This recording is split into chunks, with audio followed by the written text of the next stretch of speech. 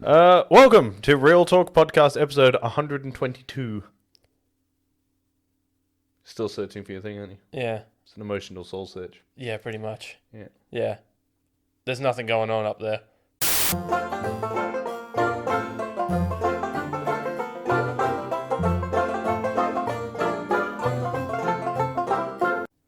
You want to talk about D&D today? Yeah, we can do. Yeah, let's talk about D&D. Alright, go. Is there anything like massive that's Nah, come not out really. today? No? A few bits of news here and there. Yeah. Nothing I don't. Not without diving back into the realms of Marvel. Balls deep for... I think we can give Marvel a bit of a break for... I mean, I can tell you what the news is. The news is that Will Poulter has been announced as Adam Warlock for Guardians of the Galaxy Volume 3. Oh, okay. But, like, we knew... Anybody who knows anybody knew that Adam Warlock was going to be in Guardians. Oh, yeah. Like, they teased it. They teased it in Guardians at the end 2. of Guardians 2. So, it was like, it was always going to be in Guardians 3. So, it's not like it's a massive news. It's just interesting that they've picked Brit to play Adam Warlock. Look, he can do an American accent. He did a good job in Maze Runner. I liked the movies. I liked his character. Yeah, I thought it was pretty cool. He was good at being the irritating little shit in Voyage of the Dawn Treader. Chronicles of Narnia. Oh shit, he was in that movie too. Yeah, he was the annoying cousin. Eustace Scrub. Used to scrub. Yeah. Eustace Scrub what? Did you just give yourself a knee I slapper? did give myself a knee slap. Well done. Well done.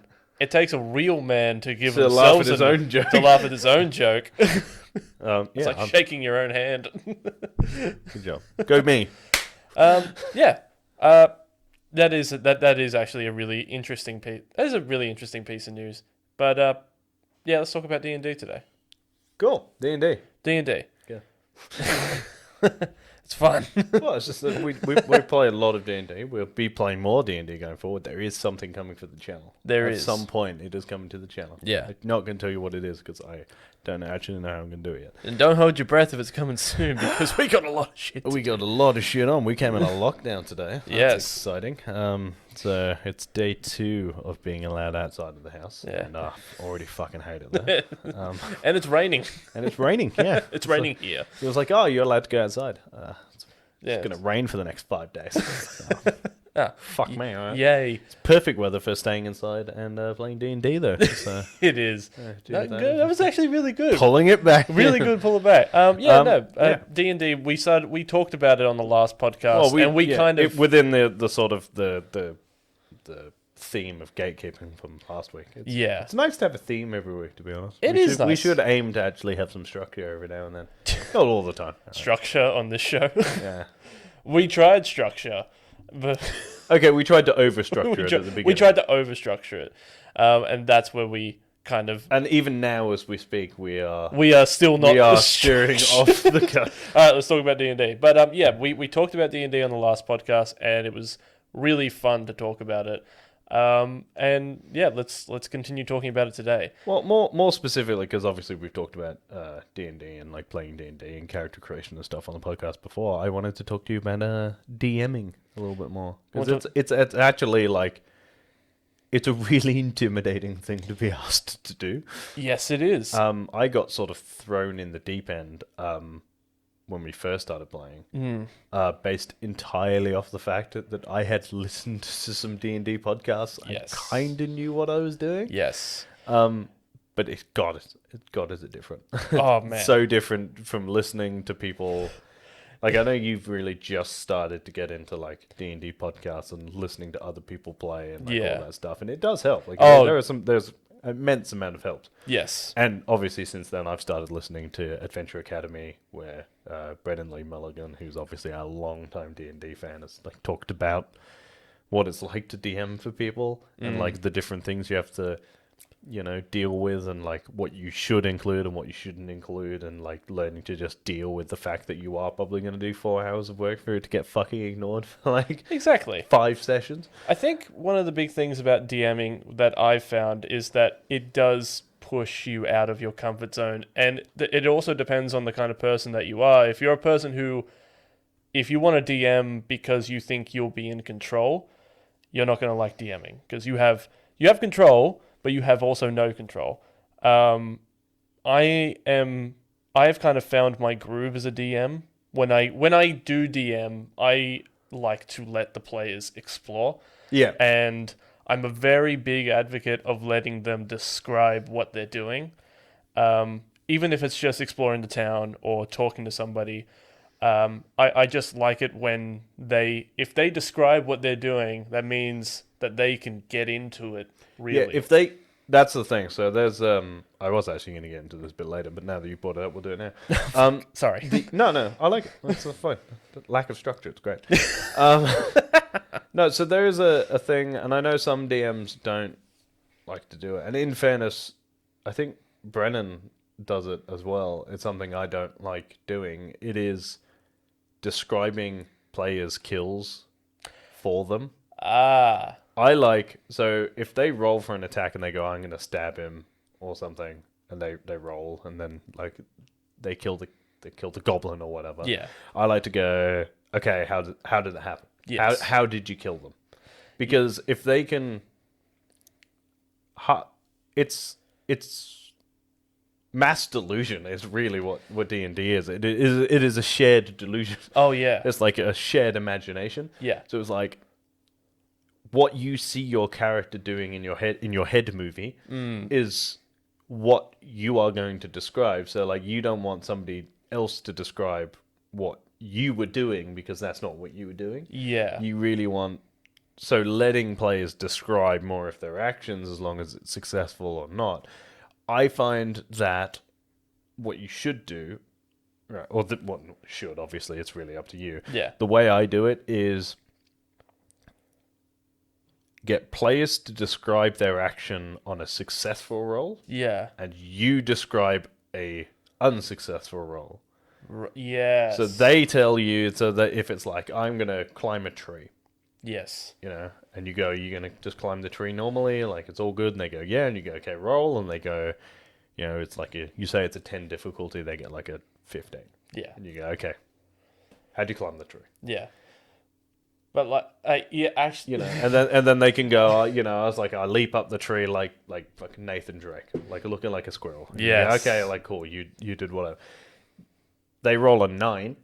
Oh yeah. And you go, okay, well, as the DM, you've got to describe. They know what they're going to try and do. Yeah. You then get to describe the failure. Yes. Because that is funnier for the table. Because Yes. like naturally, as a player, you are going to try and save some of your character's dignity. Yes. You don't have that problem as a DM. No, you don't. No. So you get to do things like you stroll up to the tree looking very confident. You start off quite good. You get like 3-4 steps up, and you start looking like you get overconfident. And then you put your leg down, the branch snaps, you fall out of the tree, like shit like that.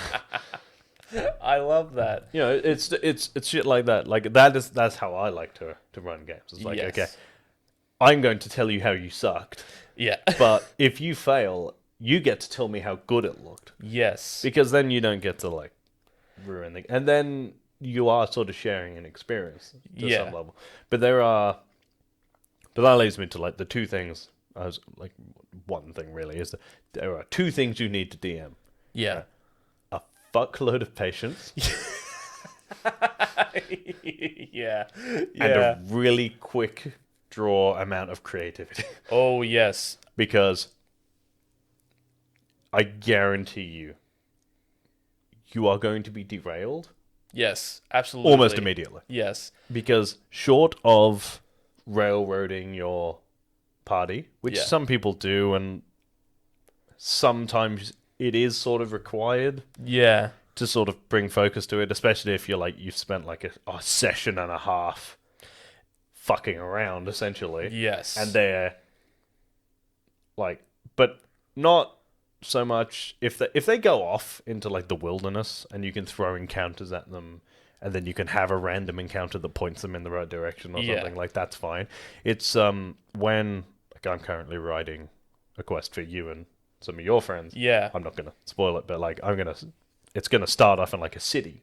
Yeah. Now, the issue with starting things off in a city is nothing happens in cities, essentially. There's a few, like, muggings and shit like that. Within a D&D world, it's just a big city. Yeah, pretty much. It's just a different environment that we, as players and a DM, haven't really explored. Like, they've happened before, but we haven't really got to explore that yet. Yeah. The issue with that is that if you go the wrong direction, you're just dicking around in the city. Yes. So if you spend 3 hours dicking around in the city, I am going to have to gently sort of railroad you a little bit. Yeah. Which is fine. Yeah. But they could realistically, because within the realms of story writing, railroading is necessary. Yeah.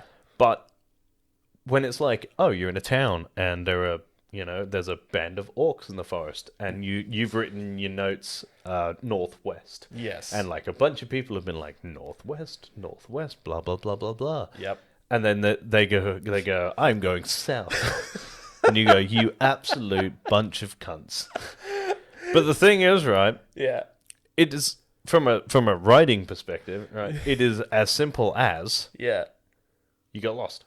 Yeah, you got lost, ended up going completely the wrong fucking direction to where you intended, and you've ended up in the Northwest Orc camp. Yes. And that is required for story building. But, like, you could, as a DM, you could drop so many hints on, like, what's happening, where to go, clues and all this kind of stuff, or you could be really blatant about it. Yeah. They still won't pick up, or they just won't believe you, because a lot of people who ask us, and I've had people ask me, is like, so are you playing against the DM?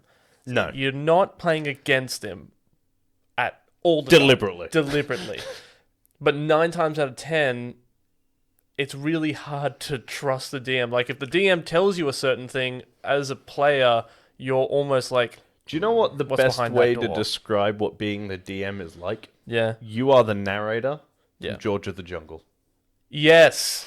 Yes, exactly. Who's just like, he goes south. No, I don't. He goes south. No, I don't. Go south. And then he's there. Yeah. Yes, he does. No, I don't. Yes, he does. No, I don't. Yes, and then he just appears. Yeah. He just appears in like a cave or something. It's like, God damn it. But again, and you mentioned like patience and creativity in DMing, and that's actually a really good thing to note, like to not notice, to touch on, is that, say for example, you are in a big city. If they decide to just explore the big city, which players are more than allowed to do that. They are more than allowed to encourage. They are encouraged to explore. But if you haven't written down, you're not. But also as a DM, you're not expected to write down everything that goes on in that city. But also, if they decide to go venture further into the town, as the DM, you kind of think to yourself, okay, well, they're going further into the town. They're going further into the city. What's in this city? Are there town? Like, are there stalls? Are there, like, you could make up criminals and all that kind of stuff, 100%. Bandits and shit. My tip for writing things for DM, the way I write stuff anyway, everyone's gonna have their own things, is dot point your story. Yes. Like have know what your story outline is if you want to write a full story. Usually I do write a full story with some paragraphs in there with like stuff I want. Have your characters. Yeah. With the information that they need. Just dot point it. Have a list of encounters that can happen whenever. Just a random list of encounters. Yeah. Just so you're not thinking of shit on the fly. You've just got in your notebook, you just open it, you just get to go. That one makes sense. So that can be it. Yeah. And that's just so that, when they are exploring, if they're not following your story, doesn't ruin it. Because the thing is, right, you can write the best story you've ever written. Yeah. Right. If they don't follow it, and they're not doing that story, that doesn't mean the game is ruined. No, no. Just because if they do something that ruins your story, you can't do it. Yeah. And you're DMing on the fly. Yeah. As long as your players are having fun. Oh, 100%. It shouldn't matter. No, God no. And that's the thing. I think a lot of people sort of think they're told that the DM has a level of control, but you don't. No, you don't. You don't. Because the thing is, right, if it was the DM versus the player, Yeah. right, well, within the realms of the universe, the DM is an omnipotent being. Yeah. So if it was the DM versus the player, you're dead. Yeah. Why? Lightning strikes you, you die. You take 5,000 points of damage. Yes. And, like, you will have players that will try to fudge the dice roll, or that will try to, go against, like, the DM. But at the end of the day, and this is something that I have struggled with, is that constantly saying yes to shit, mainly for the betterment of the game. You are allowed to say no. In my opinion, you are allowed to say no exclusively when, or if you think that what they are trying to do is also going to ruin the game for the other players. Yeah. But also, if it's generally game breaking, Yeah. then you are obliged to say no, because not being able to be a god, Yeah. is sort of what makes it fun. The fact that there is the risk of your character's death, Yes. is important. That is one of the most Which is why things. I actively encourage, if you are DMing first time players, something I wish I'd done at the beginning. Well, actually, you did it for me, sort of, almost. Put in an encounter that they are designed to lose. Oh. You smashed open a wall and tried to drown everyone, which is great stuff. I remember that. I actively encourage at some point in the first or second session, Yeah. to put them up against a character Yeah. or a monster, right, that they lose. Because you remember, right, you can have situations in D&D as the DM where characters are rendered unconscious but don't die. Yeah. So if everyone is unconscious in the party, you're unconscious. Yeah. You wake up, I think, 8 to 12 hours later Yeah. with low health and all that shit. Yeah. But you don't necessarily have to kill your characters, if they die in combat, but that's just a risk you're going to have to take. Exactly. But the thing is, right, if you have, your character's level. Yeah. You should know what their armor class is. You should know what their health stats are. Yeah. So it's not outside of the realms of possibility that you could find a monster that would just outclass them. Yeah. Really hard to hit. Doesn't do too much damage. Yes. Orcs are a good one. Orcs are a really good one. Especially for level 1 characters. Yeah. Because they have like a 17 armor class. Yeah. But their attacks are still like 1d6, 1d8. Like, they're not ridiculous amounts of damage. Yeah. Because I'm pretty sure the D&D rule is if an attack does more than double your hit points, then you instantly die. Yeah. Yes. Not great news. No.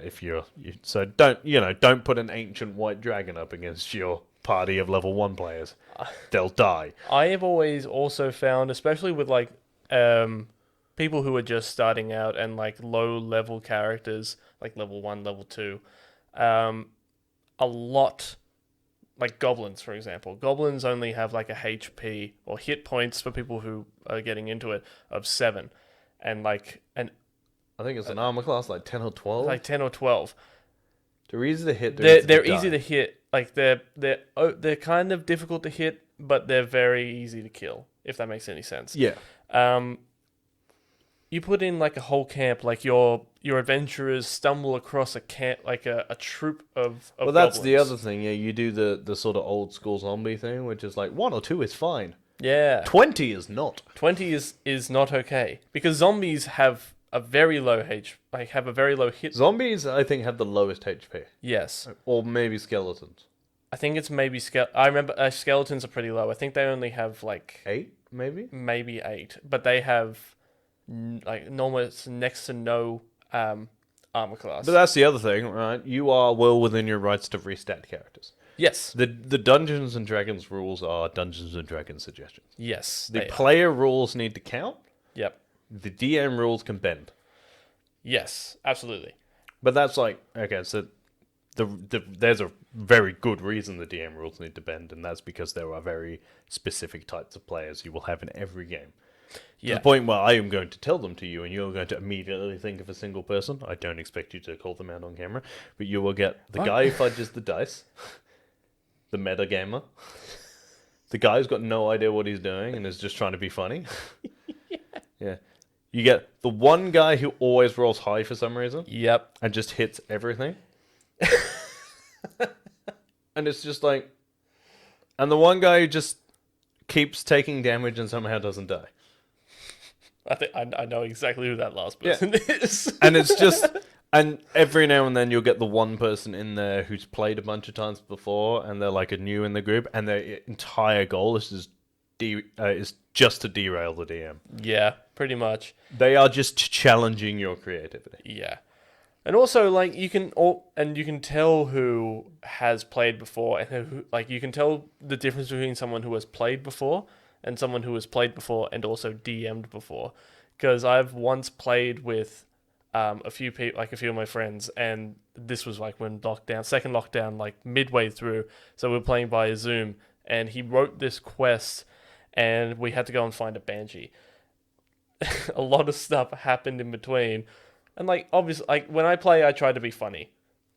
But I'm not going to purposely derail anything. Like, if he wants us to go a certain way, I'm going to go that way. Like, I'm not going to be a dick and be like, oh, I'm going to venture further into the woods because I can. But, like, if I wanted to, he wouldn't say anything about it. But, like, because I've DM'd, I know how much of a shit fight it is to bring it all back in, yeah. Back onto the rails. So, like... but yeah, it's like trying to plug a hole in the boat with your finger. Yeah, pretty. Yes, yeah. But like, but also like the people who, I think we were playing with somebody recently who didn't really know what he was doing, but he was willing to just put it all out there and just like do really cool stuff. And I encourage that kind of gameplay. Yeah, look, if you've never played D&D before, my suggestion is to create a character you can play, not a character you think is cool. Yeah. And then be that character. Yes. It's slightly off-putting at the beginning. Everyone gets a little bit uncomfortable if you've never, unless obviously, I'm not going to lie, if you're a group of fucking like art students or fucking, drama students and shit like that, this is right up your alley. That's like you just sort of sit in that position, like you are that kind of person anyway. But yes. for most, I'd say most, if not, it's going to be most hardcore nerds who are going to look into playing this game are probably introverted. Yeah, I am. Yeah, me too. Like I may not come across as an introvert on camera, but I am. I fucking hate people. People suck. But so the idea of putting myself out there in an uncomfortable way around a group of people, even if I know them quite well, is off-putting. Yeah. But after a while, you sort of get used to it. You get like the last game we played. Yeah. I decided to lean into my character. Yeah, I didn't have enough time to come up with a great voice. Like you've got a character called Conrad Cottonfoot. Yes, with a heavy Irish accent. I love that character. With a heavy Irish accent. It is by far the best character we've ever played as. I always get confused. It's like he always I want him to be Irish. It's like this. But you are this is an Irish accent, isn't it? It depends on. Yes. Yeah, it is. But yeah. There's several Irish accents. Exactly. So it's like I think it's the more south you go, you get more higher pitched. So you get the like the really just sort of Yeah. But then you get like the Belfast accent, which is like very deep, threatening Irish villain kind of guy. Yeah. But so it really just depends on. It depends on. But also the other thing is accents are a very dangerous game to play with a sensitive group of people. Yeah. Because especially now going back to DMing is that if you are influenced by movies and TV shows. Yeah. The issue with that is that we watched a lot of old school movies and TV shows where the villains are almost always Russian. Oh God, yeah. So it is and it isn't okay. Yeah. You're playing to a stereotype because that's where we learned like all of our like storytelling and shit from, which is fine. Like it's all good. Yeah. But you're also like in today's day and age, Yeah. racially stereotyping an entire group of people as a villain Yes. is not going to sit well with most people, and probably rightly so, to be fair. Yeah. The issue then is, my advice is to, If you're not... dot them everywhere. Yes. The idea is, if you can, Yeah. accent an entire group of people. Yes. Like, I don't. It's a hard and dangerous game to walk down. It is. And I'm treading the line even just talking about it. Yeah. Accent a race. Yeah. Which again, some people are going to be like, you can't accent a race. The idea is that within the realms of D&D, most races are from a place. Yeah. So you're regional accenting a group of people rather than going, Like if... it's like for... all orcs are Russian. And Yeah. you're like, Or yeah, but not all orcs are villains. No. It's just that we happen to have an orc who is a villain and has a Russian accent. Yes. I mean, I'm currently... And, like, in fairness, there are people like me not very good at accents. So just do a different voice and just be very fucking careful. Yeah. I mean, like... Also, if you're not comfortable... That's another thing, too. The more you play D&D... The more comfortable you become... doing weird shit. Doing weird shit. And, like... I know a lot of people who specialize... And, again, I always get people... Like, when I don't know about you, but like every single time I've told people that I play D&D, they all assume that I sit at the table wearing a weird, like wearing a cloak and a hat and shit, sitting behind my DM screen. Yeah, that's not quite what D&D is like. That's not- would do that if but I had I- a cool enough cloak. But like, just because I do that doesn't mean That's like what it is. But, But also, it's like it's also not a joke. it is sometimes fun to have props. God, yeah, it is. It helps you get into character. It sort of loosens people up around you, and Yeah. you're like, the thing is, right, and it's easy for us because obviously we do this shit. Yeah. But it's like, if you are going to be the one who throws yourself wholeheartedly into it, other people then don't feel as uncomfortable getting into it. Yes, I it's feel like- like the DM really does Control set the tone of the game. The DM sets the tone, and also it's your responsibility as a DM to kind of ask the players, do you guys want to roleplay, or do you guys just want to like talk as yourselves and do all that kind of stuff? Most people starting out probably won't.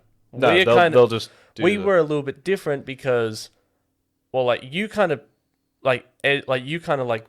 dipped your toe in the water, you liked it, and so now you're really getting into it. Yeah. I've kind of had a background in, I've done acting, I've been on I've been on stage, I've done plays, I did drama at school, so I've done a bit of acting. So D&D is kind of like a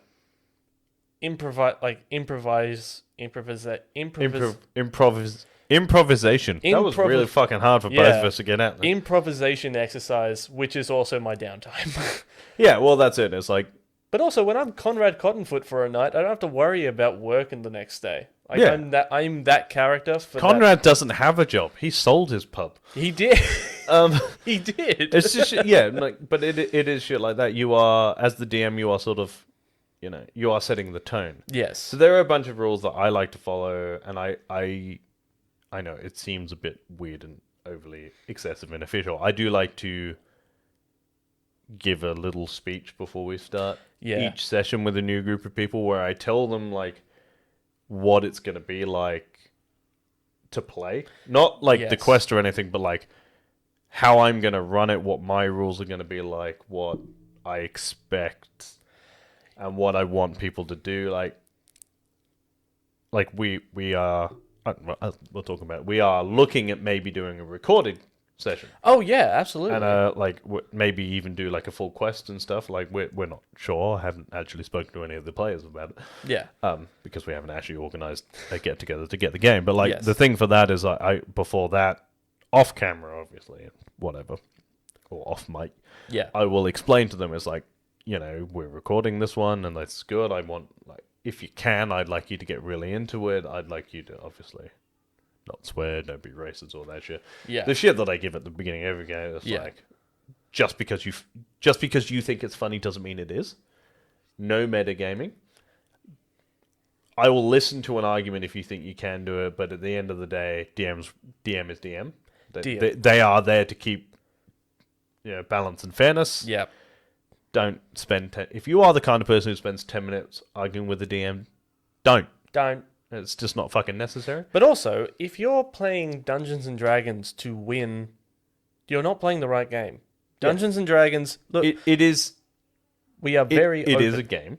Yes. But you are playing a story, you are not being competitive. Yes.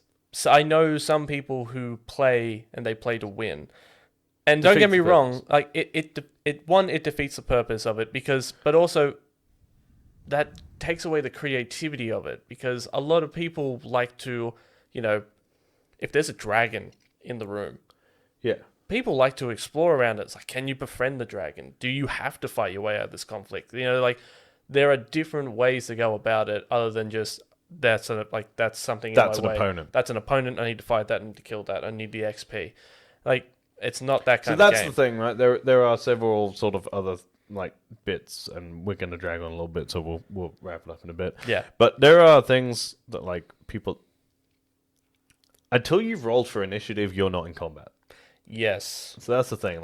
Until you are in combat, you're not. You could explore your options. Yeah. Right. We've made mistakes in the past. Oh boy. Yes, where we've murdered NPCs for no reason. Yes. It was funny.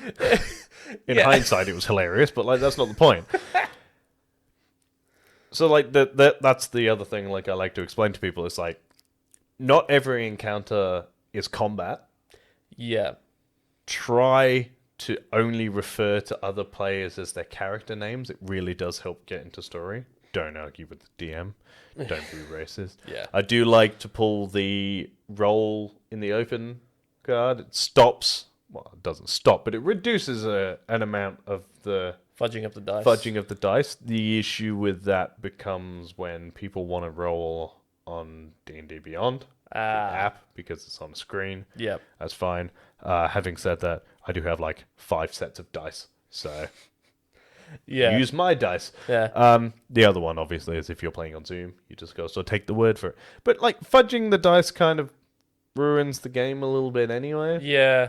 I feel like if you're DMing and if you're playing with other people that you've asked to DM and they are willing to play Dungeons and Dragons with you, I feel like it's fair enough to assume that they aren't going to do it because, one, if they are willing to play this game with you, I don't think they're going to ruin it for themselves and also you, because if they cheat, it just makes your life harder and it makes their life. There's also a comeuppance and all that kind of stuff. So here's the thing. This is the last thing I'm going to say, right? The only time fudging of the dice is okay, right, is if you are the DM. Yeah.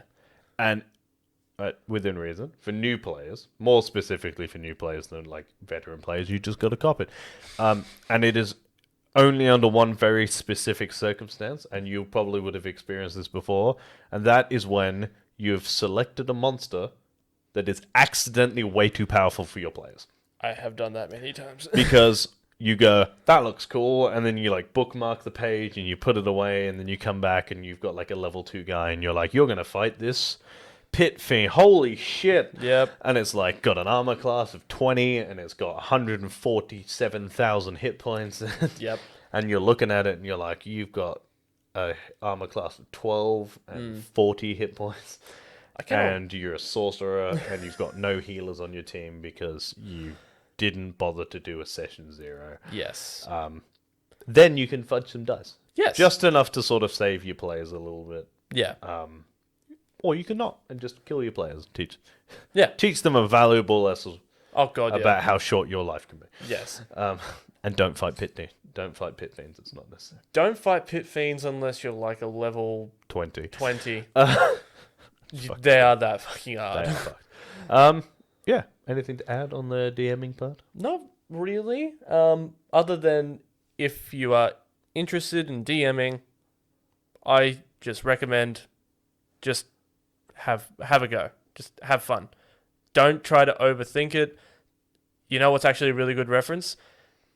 If you can find the episode of Community, the first D&D episode of Community, which I'm not gonna lie is kind of what got me into it. Is it Advanced Dungeons and Dragons? Advanced Dungeons and Dragons. If you can find that episode, it's not on Disney Plus. It's not on It is on Netflix at the moment. It's on Netflix. I recommend It watching. might actually be on Amazon Prime as well. Yes. Just go and have a look. I believe it is season 2. Season 2, Advanced Dungeons and Dragons. It's funny and it's actually In fact, eerily accurate. I'm gonna have a look, but I'm 90% sure it's season 2, like episode 5 or something. Like it's eerily accurate to how it is actually played. Abed in the show is obviously, weird, so he just kind of goes all out when he writes the quest. But the quests that they are, It is season 2. It's episode 14. Season 2, episode 14, And it is called Advanced Dungeons and Dragons. and I'm pretty sure it's what's the name of the quests that they're doing? I can't. Caverns of Draconis. The Caverns of Draconis, which I think is actually a real quest. It is an actual D&D quest, but it's a like second or third edition. It's a very D&D. early. It's an old quest. We have it. We have it. I do have a copy. Yeah. Of Dragons of Dragons. But it is a very old one. We have a friend who was very nice to, because he was a massive nerd in university, and he just decided to give us. Well, his wife was going to throw out all of his old D&D stuff, and we were like, no, and now we have it, which is great. So, having said that, if you want to give D&D a go, I highly recommend it. Yes. If you want to know anything more specific about DMing games, you can message any of us on our social media. Yes. I am on Instagram at RealTalkRice, and I'm at Twitter at ReviewByLurch. And if you want to follow me on Instagram and Twitter, I'm at Jared_Kito1. We are on Twitter at Real_Pop. We are on Facebook and Instagram at RealTalk_Pop Culture Discussions. We are on Twitch at twitch.tv/RealTalkPlays. Yes. Yeah, Real Talk Plays. Yeah. And our website is realtalkpcd.com, where you can find all our news and articles, and there's a lovely letter saying like what our future plans are and thanking all the fans and all that stuff. Yeah. Remember to like, share, and subscribe. It does really help, and we're slowly creeping up there. We are. I think that's it. As always, guys, keep it real. And stay sexy. Bye. Bye. I really do like talking about Dungeons and Dragons. So do I. We don't do it enough. We don't, and I'm actually really looking forward to the Dungeons and Dragons show. I think.